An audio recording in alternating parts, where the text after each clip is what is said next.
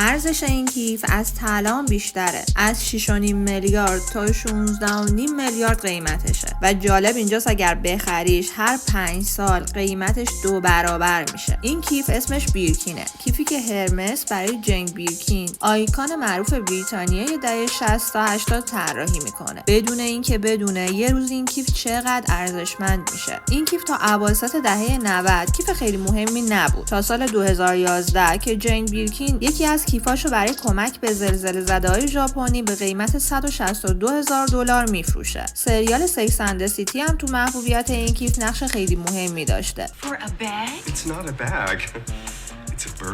بعد از این تقاضای بیرکین بگ 3 برابر شد و یه سریا حتی تا 6 سال تو صف خریدش باقی میموندن. در حال حاضر هرمس سالی 2 بار به شکل خیلی محدود سفارش از بیرکین بگ میگیره و البته بگم داشتنش هم شرایط خیلی خاصی میخواد. اینکه یا شما سابقه خرید از هرمس رو داشته باشین یا خیلی معروف و مهم باشین و اگه حتی شرایطش هم داشته باشین ممکنه دقیقاً مدلی که میخواین رو پیدا نکنین، که البته برای مخاطبای بیرکین بگ اصلا مهم نیست چون دارن ارزش میخرن نه شکل و ظاهر کیفو. حتما شنیدین که افرادی مثل کاردی بی هستن که کلکسیونی از بیرکین بگ دارن. با همه اینا به خاطر سیاست‌های خاص هرمس و تقاضای بالا برای خرید این کیف، بازار سکند هندش هم خیلی قابل توجهه و کیفا حتی با قیمت‌های بالاتری هم به فروش میرسن. کیفای هرمس تماما کار دست و از متریالای عالی هن و ساخت هر کدوم 48 ساعت زمان میبره. اما چیزی که باعث میشه 16 میلیارد قیمت این کیف باشه دست نیافتنی بودنشه و حریص‌تر شدن مردم به داشتنش. حالا سوالی که پیش میاد اینه ما چقدر طول میکشه تا بتونیم ارزون ترین بیرکین بگ رو داشته باشیم؟